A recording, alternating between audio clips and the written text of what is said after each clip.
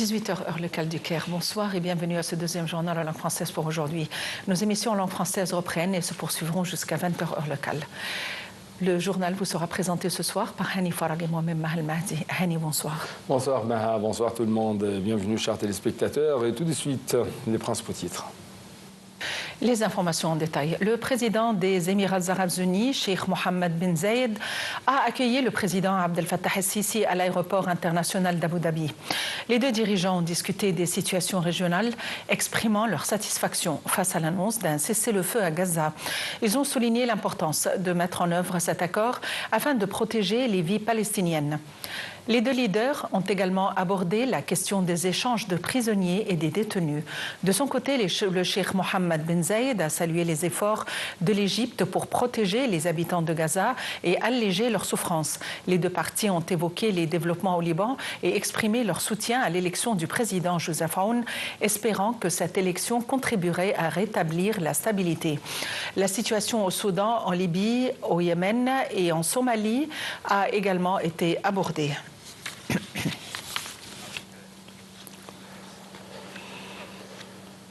Sur sa page officielle sur les réseaux sociaux, le président Abdel Fattah el-Sisi a salué l'accord de cessez-le-feu dans la bande de Gaza, conclu après plus d'un an d'efforts acharnés sous la médiation de l'Égypte, du Qatar et des États-Unis.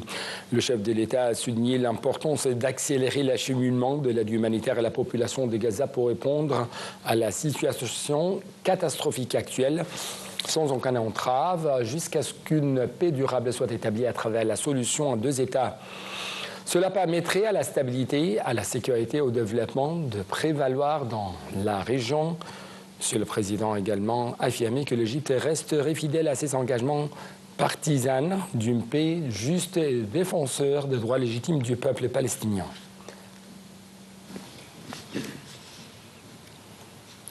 L'Égypte, le Qatar et les États-Unis ont annoncé que les deux parties en conflit à Gaza étaient parvenues à un accord concernant l'échange de prisonniers ainsi que le retour au calme permanent pouvant mener à un cessez-le-feu entre les deux côtés.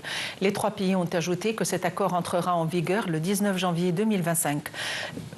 L'accord comprend trois phases. La première phase, d'une durée de 42 jours, inclut le cessez-le-feu, le retrait et le déploiement des forces israéliennes hors des zones densément peuplées, l'échange des prisonniers et des détenus, le retour des déplacés dans leur foyer et le transfert des blessés et des malades pour recevoir les soins nécessaires. Elle inclut également l'intensification de l'acheminement et de la distribution de l'aide humanitaire dans tout le secteur, la réhabilitation des hôpitaux, des centres médicaux et des boulangeries, l'approvisionnement en carburant, en équipement de défense civile et en matériel d'hébergement pour les déplacés. Dans ce contexte, l'Égypte, le Qatar et les États-Unis, en tant que garants de cet accord, ont souligné que ces trois phases doivent être respectées pour assurer une paix durable. Sur le plan diplomatique, le ministre égyptien des Affaires étrangères et de l'immigration, Dr Badr Abdelati, a eu un entretien téléphonique avec son homologue britannique David Lammy pour discuter des derniers développements concernant la situation de la bande de Gaza ainsi que de l'accord conclu sur l'échange de prisonniers et de détenus et les efforts visant à établir un calme durable en vue d'un cessez-le-feu permanent. Le ministre des Affaires étrangères a informé son homologue britannique des efforts intensifs déployés par l'Égypte en coopération avec le Qatar et les États-Unis pour parvenir à cet accord. Il a également souligné l'importance de renforcer l'accès à l'aide humanitaire lors de la prochaine phase en l'étendant à une plus grande échelle. Le mouvement Hamas a assuré son engagement à mettre en vigueur l'accord de cessez-le-feu annoncé hier soir entre Israël et les Palestiniens, démentant les déclarations avancées par le Premier ministre israélien Benjamin Netanyahu, selon lesquelles le mouvement aurait renoncé à appliquer certaines clauses de l'accord. Le mouvement a de même demandé à l'administration américaine de contraindre les forces de l'occupation à s'engager à appliquer l'accord intégralement.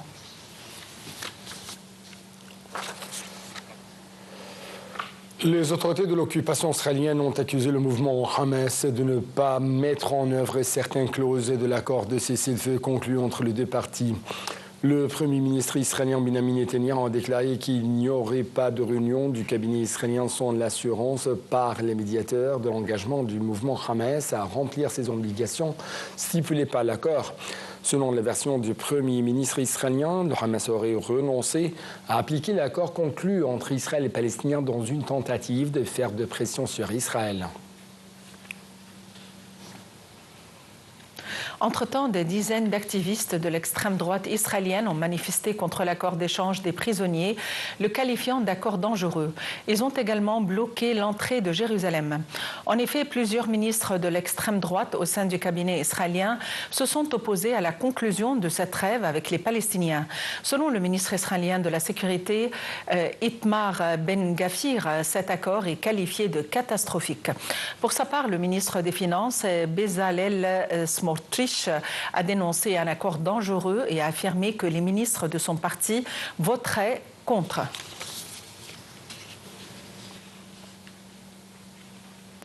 Sur le terrain dans la bande de Gaza, la défense civile a fait état de 7 morts dans 2 agressions, 2 frappes israéliennes jeudi matin. Le bombardement d'une maison dans le quartier Rimal de Gazaville a fait 5 morts et plus de 10 blessés. C'est ce qu'a précisé la défense civile dans un communiqué. Dans le centre de la même ville, 2 personnes sont mortes dans une frappe. L'Union européenne a annoncé une aide humanitaire à la bande de Gaza d'un montant de 120 millions d'euros après l'annonce d'un cessez-le-feu dans la bande de Gaza. La porte-parole de la Commission européenne, Paola Pino, a déclaré que cette aide vise à répondre à la situation humanitaire catastrophique dans la bande de Gaza.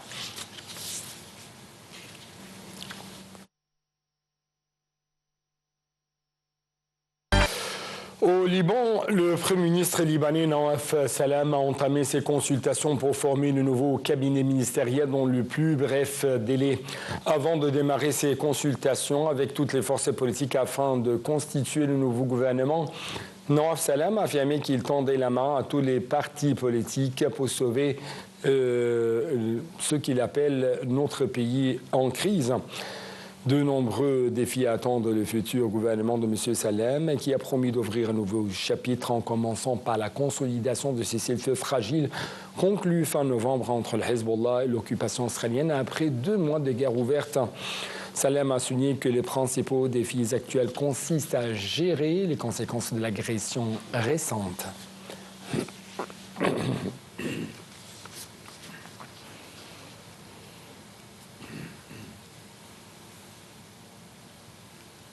Dans un autre contexte, le président libanais Joseph Aoun a reçu le ministre jordanien des Affaires étrangères, Ayman El-Safadi, porteur d'un message du roi Abdallah II de Jordanie.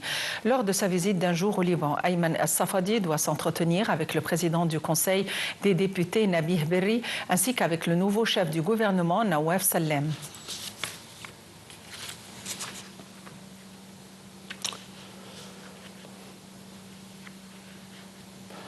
Le ministre égyptien des Affaires étrangères et de l'immigration, Dr Badr Abdelghati, a exprimé le souhait de l'Égypte de renforcer la coopération avec la mission des Nations Unies en Libye afin de contribuer au succès de sa mission d'une manière qui serve les efforts visant à parvenir à une solution à la crise en Libye.